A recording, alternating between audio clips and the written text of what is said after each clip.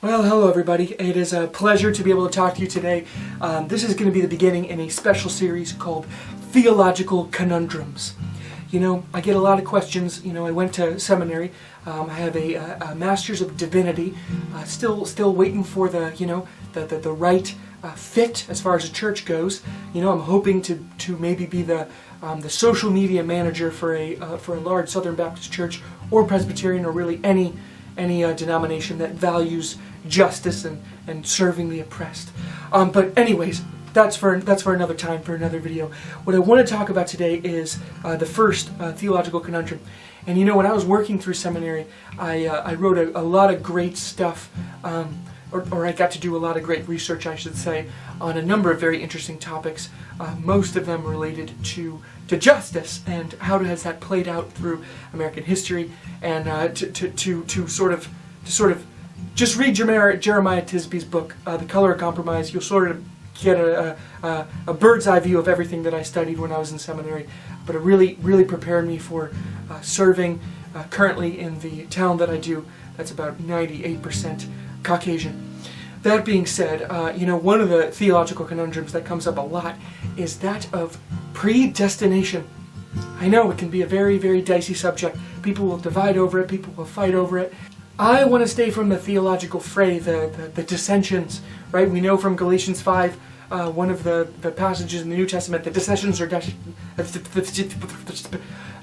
are definitely not good. So, the question really is this: has God predestined those who are going to heaven, who are not going to heaven? The first passage that I'd like to think about is Romans chapter 9, and it says something very hard-hitting. It says, the Lord says, essentially, Paul's talking about the Lord, he says, "Jacob I loved and Esau I hated." You know, Esau was a red-skinned man. It says that his skin was very, he was very hairy, and his skin was reddish.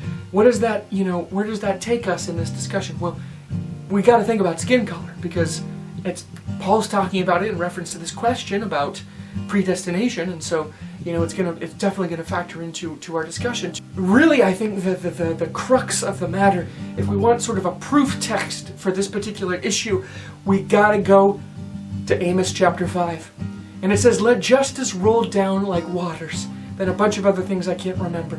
But carrying that into this discussion, you know, we gotta think, how are we treating people who have traditionally been oppressed? And how is that justice raining down? We know that God is just and He loves justice. And justice is just a wonderful thing.